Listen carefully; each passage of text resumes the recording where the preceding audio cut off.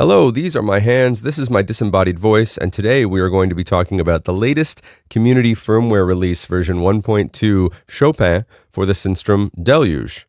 Deluge, Deluge, Deluge, however you say it, it's right, I don't care. Okay, so I'm a bit behind as this firmware was released a couple weeks ago on Christmas, and folks like Ron Cavagnaro and Oakland Ghosts have already done some videos on specific features, and some of the big stuff is probably already out there. But as usual, I wanted to do a little kind of breakdown of some of my favorite features in this firmware so far, and stuff that I feel might go under the radar when compared to more kind of sexy marquee features like audio export or DX7, which we'll talk about briefly as well. This won't be like a comprehensive kind of how-to. It's more, here's some features I like and some rough ideas on how to use them. So yeah, let's get going.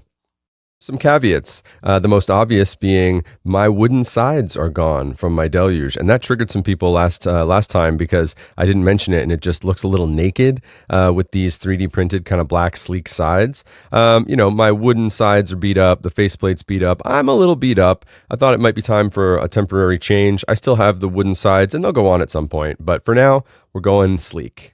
And hopefully it goes without saying, I am not a developer of the Deluge firmware. I can't take any credit for all the cool stuff we're going to talk about today. The most I can do is help test as things are being worked on and log bugs in GitHub when I find something that maybe isn't working correctly.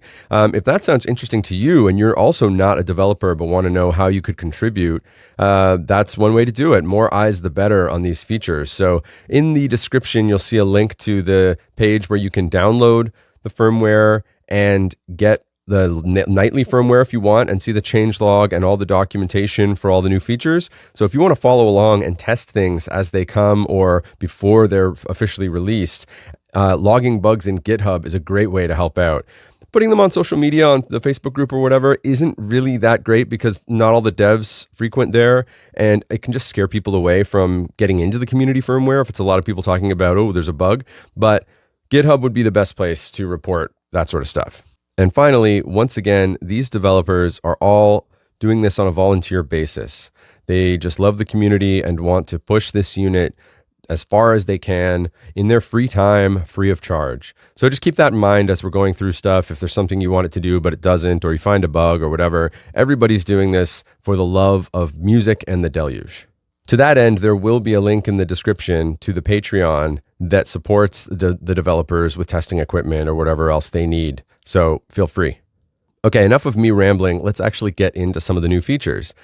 So we're going to start small and ease our way up to the big stuff.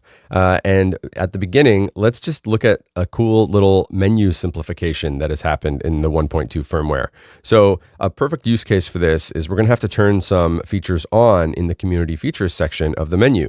So if I go there, Shift Select, and then I scroll to the features menu, select that. Now, as I scroll through, you may notice, and I'll try to zoom in, that some of these items have a dot beside them. That indicates that they're already enabled. So what has happened in this release is simple menus that are just on-off states don't require you to click into them anymore. So here's one that we want to turn on. For instance, I'll explain it in a second, but right now it's off, and you can tell because there is no dot enabled. Now, if I press this, select button, the dot is there. That means this feature is now enabled. Turn it off, press the select button, you get the gist.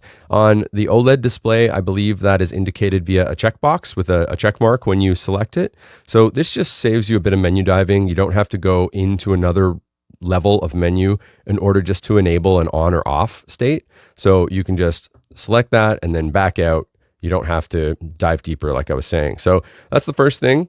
Now that I've shown you that simple little menu improvement, let's talk about the feature I just enabled here. So it says star on the 7-segment features menu display. What that abbreviates is alternative playback start behavior.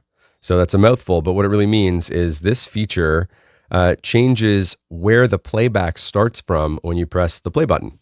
So let's get out of the menu here and I'll give you an example. So I've got this this project loaded up, and it's not the usual ambient electronic kind of testing stuff I use that everyone gets sick of. This is more of an acoustic guitar based demo thing that everyone can get sick of. So let's see how we do. So if I press play now, I'm zoomed out in this project as far as I can go. I can't scroll left or right at all. So when I press play, it's going to start from the left as usual.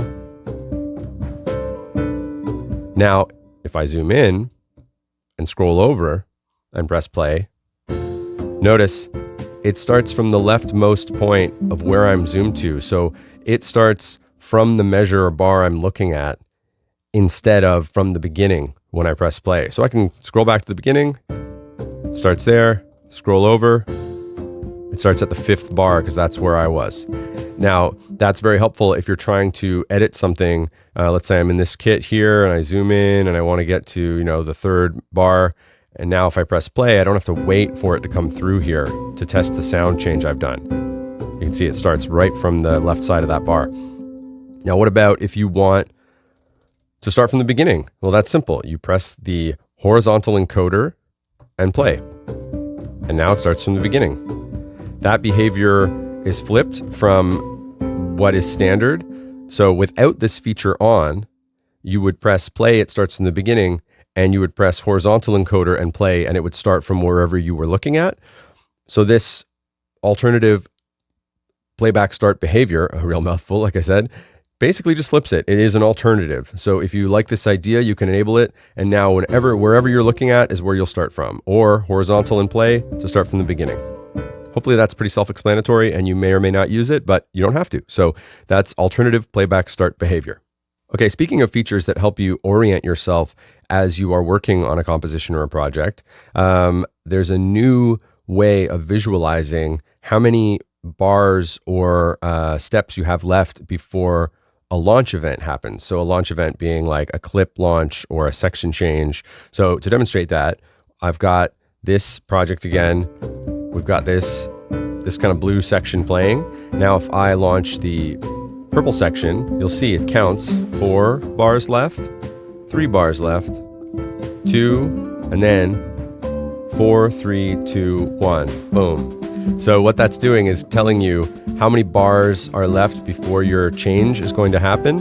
And then in the last bar, it counts quarter notes. So you know you have a bit more. So here we go. 3, 2, 4, 3, 2, 1. Boom. Okay, I could do that all day. It's so much fun. So basically, that's just really helpful for if you kind of get lost, you're in the thick of kind of doing other things, but you've triggered a change to happen and you want to time something well with it, you can see when that's going to happen. And that is, I'm in rose mode. That also it takes effect in grid view as well as performance view. But actually also in performance view, there's a new feature we can use. So if we go back to the features menu, look for play on the 7-segment display at least. Let's see, there. So play is already enabled, you can tell by the dot on my unit. So what this feature does is it's an event launch playhead. So I'll stop this for now so we don't have to listen. I don't want you to get sick of it too quickly. So if we exit out there, because that play is enabled, event launch playhead is enabled. Let's say I'm in performance view and I'm playing around, messing around with my filters or reverb, and I've launched this guy here. You'll see as the playhead gets to the last bar, while I'm in performance view, you get a miniature playhead that goes across to visualize that you're about to change. So you get both the countdown, but a very obvious playhead goes across. You'll see it again soon. So let's say I'm in here messing around, okay, 4, 3, 2, 1, that little playhead goes across. And that's just a helpful visual indicator that something you've triggered is about to happen. And if you want to be on time with that, you can see when it's going to change. So there you go. That's a super useful set of kind of visual cues while you're working on things. This next feature probably deserves its own video, and Ron may have already done one, but I wanted to take a look at Velocity View because it's really cool. My understanding is it's a companion to Automation View, and it allows you to enter notes based on their velocity and or edit the velocity of previously entered notes. To give an example, we've got an empty kit just using the stock 0 preset on the Deluge, which I believe is the 808, and we're going to create a pattern entering notes via Velocity View. How do we get there? Well, there are two ways. Like I said, it's a companion to automation view. So when you're looking at your kit like this, you can simply press the track button again, and now you're in automation overview. And this will allow you to select which item or parameter you'd like to automate. In this case, we're looking for the velocity pad. This may be hard to see because of the way I've lowered the pad brightness, but we're in automation overview, and we simply select the velocity pad, and now you see it blinks. And our audition pad for the kick drum blinks. It says kick on the screen. That means we're in velocity view for the kick drum. Now, another way to get in, and my preferred way, I find it easier, is just hold the audition pad of the row you'd like to edit and then press velocity. Now you see they're both blinking, kick is on the screen. This whole grid is dedicated to our kicks. So let's get started. You think this is the kick row, I enter a kick, right? Not in this view. Technically that worked, but it's at a velocity of 1, so you won't hear it. In this view, each column starts from minimum to maximum velocity and represents one kick or drum hit or note that you're editing. So to give an example, let's max that out. Now we see 127, and that kick is audible. Now we can let's enter another one here at slightly less, that's 110, and then maybe another one over here at 127 again, and let's throw like a couple little ones in here for fun. So there's a couple smaller ones. Now when I play, you should hear the high velocity kicks are louder, lower velocity kicks are softer, and you've got some variety going already. Now, what if you want to add a snare to this beat? There are a couple ways to get to other drums or rows. One is to just hold the audition pad of the row you want and press velocity again. Or while you're already in velocity view, you can simply turn the vertical encoder to select the next drum. So I turned up 1, I'm in snare. Now I can add some hot snares. Now let's add a couple little guys in here. Now you've got a bit of a snare roll happening because of those lower ones. They almost sound like delayed snares or ghosts, which is cool. So backing out, this is our standard kit view again. You see all the kicks we added in the kick row, and all the snare hits we added in the snare row. But they have different velocities based on how we entered them. So we've already got a bit more variety going. It's a really clever way of getting around the fact that the Deluge doesn't have velocity sensitive pads, and I'm all for it. So let's now enter some hi-hats in the standard way. And you may notice their velocity is a little low at the outset. That's because it remembered the last velocity I entered. And the Deluge has always done that in some capacity, but just in case you want to stay with one velocity, it's going to remember the last one. But we can edit that. So let's go in audition pad and velocity. Now we're in the closed hi-hat velocity view. And you see all our hats are kind of lower velocity. But because these are already entered on the grid, we can do something called ramping and have some fun. So if I hold a pad, let's say we want to ramp from high to low velocity. We can hold a pad of one entered hi-hat and then go lower on a different one, and it ramps the velocities between those two values. And we can ramp back up. So now basically what we've did is we've kind of scooped out the middle of this velocity curve. So our hi-hats start hot, get soft, and end hot again, which is kind of fun. Now, just scroll up again. We're in the open hat. Let's add a couple open hats. And there you go. You've got a bit of a pattern with some variety in their velocity that is more than you might have otherwise. And certainly you can still hold a note you've entered and use the horizontal encoder to adjust the velocity, just like you always could. But this is just kind of a way to do it in one comprehensive view, which is pretty fun. So I'm going to turn the beat off because we don't want to get too crazy or annoyed. And you can do the same thing with a synth clip. So I'll create a new synth, scroll to a preset I think would work well for this, just a simple kind of moving pad. And you can see we are in the E major scale just for fun. And what we've got here is standard synth view. But if I want to enter velocity view, same thing, hold the audition pad of the note I'm looking to work with and press the velocity pad at the same time. And now the E note and velocity are blinking to tell you I'm in velocity view just for that E note. So I can enter all my E's in one spot at different velocities. So to give an example of that, let's just kind of do a little bit of a ladder down of some E's. and then maybe a couple more at the end here. Now, when I play, let me turn off that beat first so we don't drive ourselves insane. So a bit of an ominous kind of drop down and a pop at the end. Now again, you can go to the next note you want via the audition pad and velocity, or simply scroll. So let's go to G sharp. Let's add a couple hot G's in here. Okay, there you go. You're starting to get a bit of a melodic pattern happening, and when you scroll out back to synth view, you see these are the E's we entered, and these are the 2 G sharps we entered. And you can edit and add from standard synth view like always. So let's go and add some B, but with a tail. These are all staccato. They don't have to be. So there you go. We've got a couple B's that have a tail.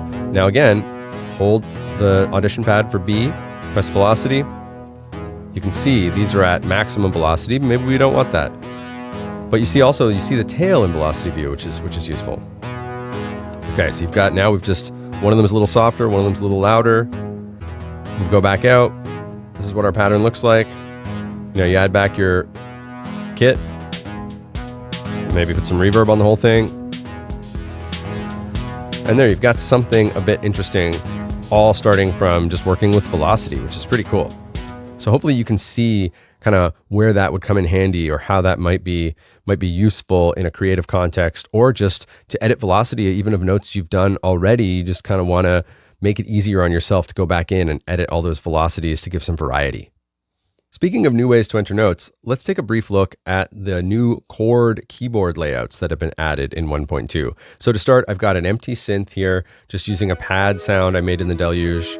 And when you press the keyboard button, it takes you to our trusty isomorphic layout that we're all familiar with at this point.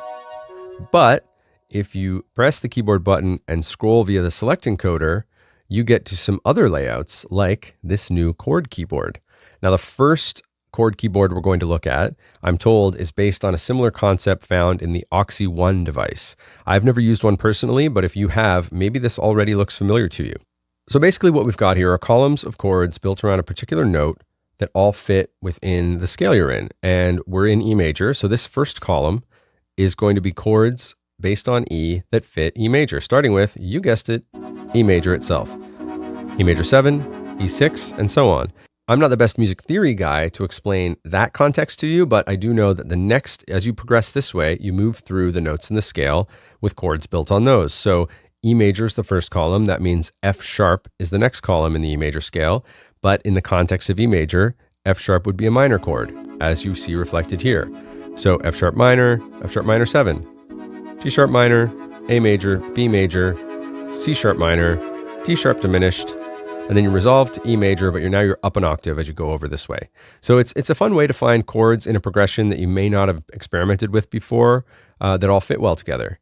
So I would urge you to try it and don't listen to my muddling of music theory. But I'm also told that currently it works best with derivations of the major scale. I've certainly used it with the minor scale and a couple others, but it may not support every scale the Deluge can handle at the moment. So just play around and see what you get out of it. And by pressing these two pads here, I can change the layout. So right now we're in column view, but pressing this gets us to row view. And my understanding is row view is based on a similar concept found in the Launchpad devices, which I also haven't used, so I'm not familiar with it, but maybe you already are just by looking at it. Suffice it to say, the big difference here is that these don't represent chords, they're individual notes, whereas column view, it was chords up and down the columns. Row view, it is notes across the rows. So what we have here, we're in E major, like I said, so all these notes fit within E major, and you go up the scale starting with E, there's your E major scale, and then you go across in different intervals across the rows. My understanding is the intervals are up for debate at the moment as this feature is being developed and more added to it. So it's for discovery, have fun, play around with the notes within your scale. But we know there we've built something that maybe sounds nice to us. And over here on the yellow row, we've got some example chords, which you can use or not. I believe they all sound pretty major to me, but your mileage may vary. Like I said, music theory is not my strong suit, so I would suggest don't listen to me, take a course. Now, if you press keyboard and scroll the select knob one more time, you get to Chord Library view, which, as it sounds, is basically a repository of every chord available at your fingertips. And much like column view that we looked at earlier, each column represents chords built on a particular note. And then this last row here are the notes themselves. So here's E by itself.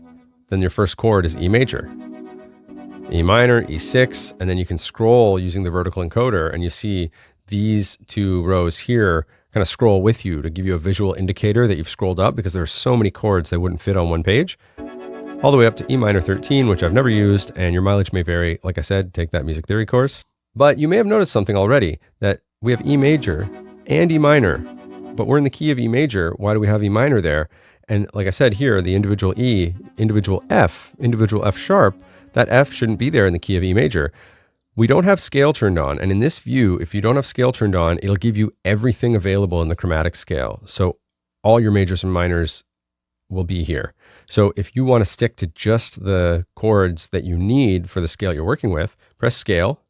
And now you'll see the lit pads are the ones that work in our scale, and the dimly lit ones, they probably don't work in the scale you're working with. So here you have our individual notes again, which are now lit in the E major scale: E, F sharp, G sharp, A, B, C sharp, D sharp, back to E. And now you have E major's lit, E6 is lit, but it skipped that E minor because you wouldn't want to use it in this context. F sharp minor, and so on. And you can still scroll up. And now you don't need the visual indicator row because you see it as you scroll that these lit ones or dimly lit ones are moving all the way up to your F sharp minor 13, which I have never used. Take that music theory course. Already you can see the power of this, right? Every chord at your fingertips in a library. And of course, we can use these new chord layouts to live record into the composition we're working on. So I'll press play and bring that annoying beat back in. Hit record. Our playhead is moving across. And I will pick some chords randomly and hope they work.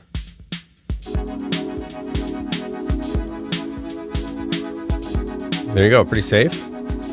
Exit keyboard view, and you see my sloppily timed chord playing has been recorded. There you go. 3 new chord layouts, really, that you can access via the keyboard view and the select knob, which hopefully will be helpful in kind of musical discovery, or if you know more music theory than me, you can probably make a lot better use of them. And maybe I'll do a course. Now that we've talked about some alternative ways of entering notes via velocity or chord layouts, let's look at some sound design changes that were added in 1.2, because there's some cool stuff, not the least of which being able to use filters on FM synth patches, which is something a lot of people have wanted for a very long time. Now, my understanding, I could be wrong, is that historically, FM synths just didn't have subtractive filters on them. Obviously, it's a different type of synthesis. So when the Deluge was being built, they left out the ability to add filters to FM just out of historical accuracy. I think. I could be wrong about that, but we want our FM to have filters. So the devs have unlocked that for us. Now, it's different than enabling a feature in the settings menu.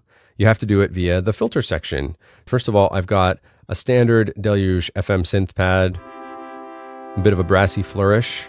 This came on the Deluge 6 years ago. I've never used this patch, but it's an FM one, so let's experiment.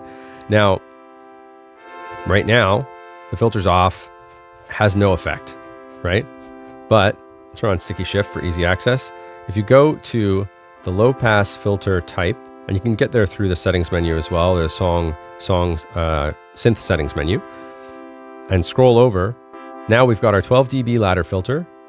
Now if we adjust the frequency, you can hear it in action. And that means, of course, you can modulate the filter. So let's send it to LFO1, which is currently set to 1 bar. Let's crank that up a bit. So there you go, your FM filter. FM synth has a filter being modulated by the LFO, which is pretty cool. Obviously, you can do the same thing to the high pass filter. You just gotta activate it, go through and choose the one you want. So filters on FM synths, something that people have wanted for a long time, and now they can have. I know what you're thinking. How can he be talking so casually about changes to the FM Synth Engine without addressing the elephant in the room that is that the Deluge now has a full DX7 emulator built in? I agree. Let's get that off our chests. So another caveat off the top, like I've said a million times, FM synths are not my friend. I won't be going too deep into how to craft a beautiful sound out of the FM Synth Engine, but I can show you how to grab a preset from a folder on your card in sysx format and load it into the DX7 engine so that you can then use it in the context of the Deluge. So let's start there. So Shift Synth. We've got a new synth. And the shortcut currently for the DX7 emulator is Custom 1 plus Synth. Now you'll see it says sysx. That's what that means on 7-segment display, sysx. And what this menu is going to access are the sysx banks or presets that you've loaded into a DX7 folder on your card. So in order for this to work, you'll need to have some stuff on your card for it to access. And just with all these features, like I've said a few times, I implore you to grab the documentation yourself and follow along with your Deluge, read through the documentation and try all this stuff out to kind of learn it yourself. And this is a big one for that because it's a bit complex to demonstrate. But in that documentation, in the DX7 section, there will be links to sound banks you can download and then put on your card to access like I'm about to. So I'm going to press select to enter this menu. And now you'll see ROM 1A, ROM 1B, etc. These are sound banks in sysx format that I've placed on my card for the Deluge to access. Now, if I select this, for instance, I can scroll through all the presets in ROM 1A. As you see, it says Brass 1. Now, to really demonstrate this, you'll want to have the keyboard on. So now our isomorphic keyboard is on, and I'm playing a Brass DX7 patch in all its glory. And I can scroll through. Here's a piano. And another piano. We don't have to go through all of these. Suffice it to say, there will be some that will be more interesting than others to you, maybe.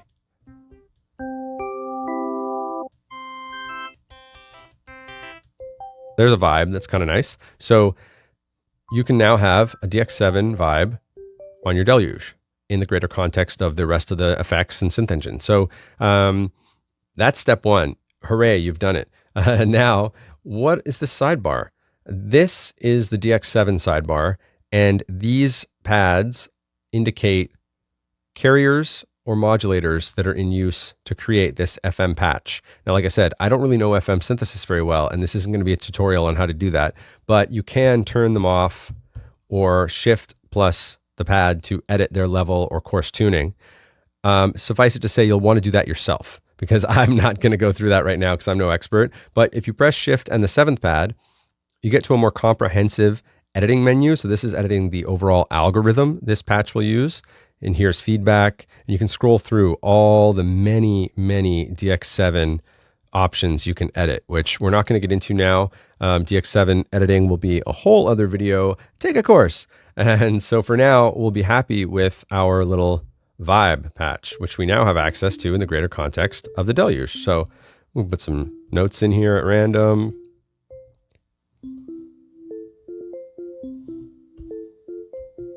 So there you go. You got a bit of a DX7 melody. And now you can have things like your filters, add some reverb, add some delay.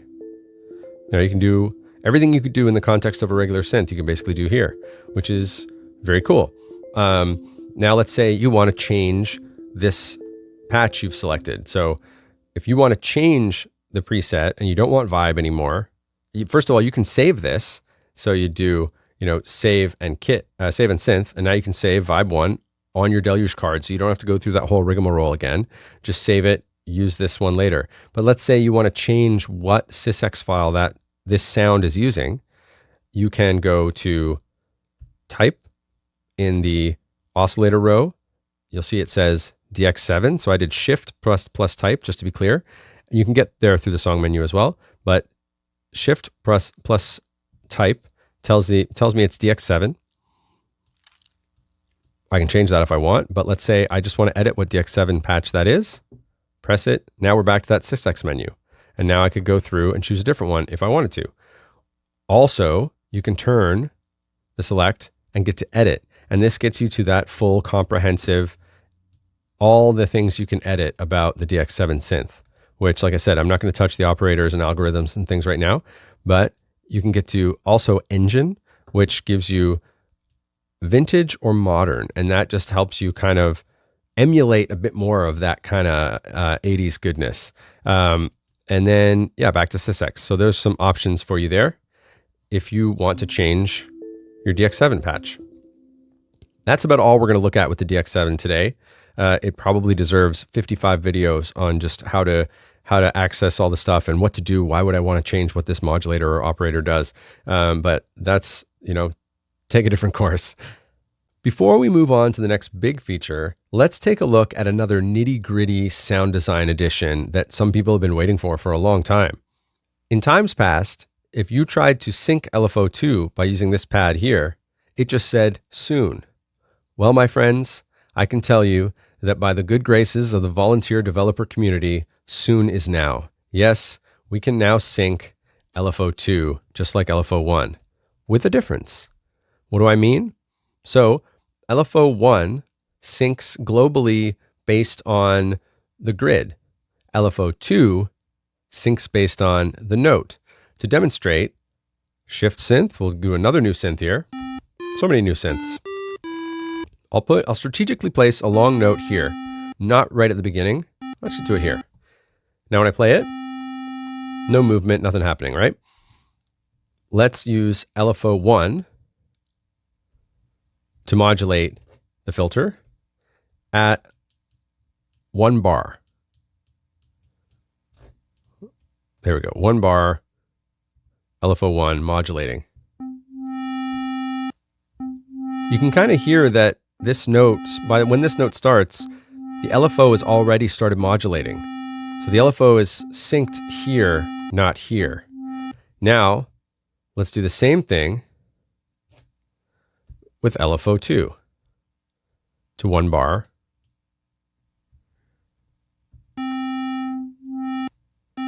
Notice the difference? The LFO begins its modulation at the start of this note. So now LFO2 and LFO1 can both be synced, but both can be used for different sound design purposes because they sync a little differently. It's very useful in sound design to have different LFO sync options. So it's exciting to hear what people will do. But anyway, LFO2 can now be synced. Rejoice. Okay, my friends, this is the one I know a lot of you have been waiting for and probably jumped straight here from the chapter's link in the description. But the Deluge now has an audio export feature as of 1.2. Folks like Ron Cavagnaro and Oakland Ghosts have already done videos on this, so go take a look at their channel. Listen to me ramble too, I appreciate it, but lots of resources, and follow along on your own with the documentation just to get your own hang of it. So to demonstrate this, I've got a project open that I made a couple years ago based on one of the monthly Deluge Discord challenges. And it's got a lot of synth layers and other, drums and samples and things happening. And it's got enough tracks to make it interesting. At the time, the best thing I could do was mix it as close as I could on the Deluge, export the 2-track stereo mixdown into Reaper for some mastering. Otherwise, my alternative was to mute and unmute each track individually and record them one by one into your DAW or Reaper in my case. And I knew I just wasn't going to do that. So if I ever wanted to finish this track, I had to get it as close as possible on the Deluge and then do one pass into Reaper. Now, though, you could press the export feature, go get a coffee, and let it do the work for you and have your stems ready when you come back. So how do you make use of this? Well, I'm going to press the select knob to get into the menu, scroll until I see export. Now select that, and you see you have 2 options, start and configure. You could just hit start right now if you were confident in your configuration settings, but I haven't shown you those yet. So let's go through them. First up, normalize. And what this does is renders each individual track as loudly as possible before clipping, or about 0 dB.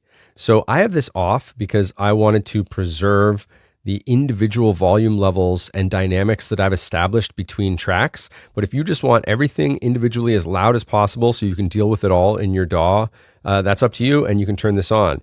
Now, pop quiz, do you remember in 1.2 how you would turn this on? That's right, you just press select, dot means on, no dot means off, our simplified menu, so you don't have to jump through another layer and choose on or off. So that's normalize and a refresher on the selection in the menu. Next, we have export to silence, which is a great feature that ensures none of your reverb tails or delays or things get cut off. Basically, this waits for the tails that are ringing out to hit a certain threshold that it deems to be silent and then stops the export. So if you like to use lush reverbs and delays on your track, and who doesn't, you'll probably want this on, or at least to experiment with it. Then we have song effects, and what this does is renders each individual lane through the master song effects you had set up. So if you have a reverb, a compressor, or delay on the master, each individual track would go one by one through those on the way out. So you may want that, you may not. I have it off because I would prefer to do that in context later in the mix if that's what I'm doing.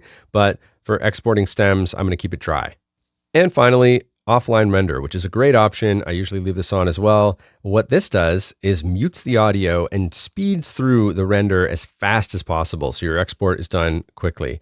You could turn this off, and that would mean that it would go through each track in real time, and you could listen to the audio as that's happening if you so choose, but I usually leave this on. Okay, so we're done our configuration. We can back out and finally press start. Are you ready?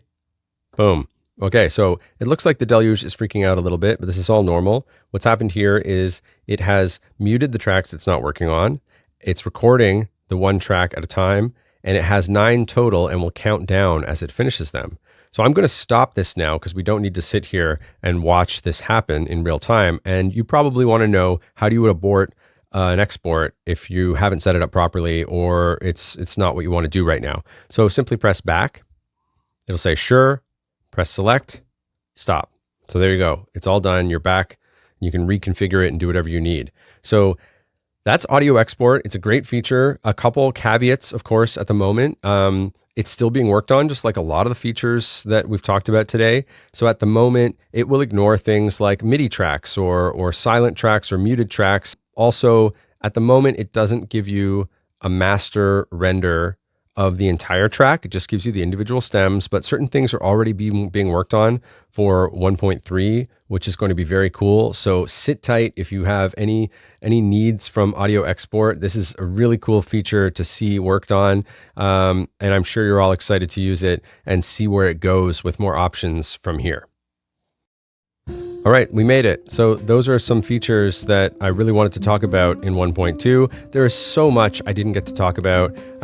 And like I said, other people have done videos. You should watch those as well. And there's so much more to come in 1.3 and beyond. But I hope you got something out of this. And I still haven't used grid mode at all, so don't at me. Eventually, maybe I'll learn that. In the meantime, join the Discord, log bugs in GitHub if you find them. And just in general, enjoy your Deluge and appreciate the volunteer devs who made all this happen.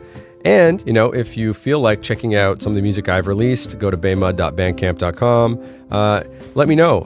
In general, I appreciate you being on this journey with me, and there's a lot more to come. So thanks for watching.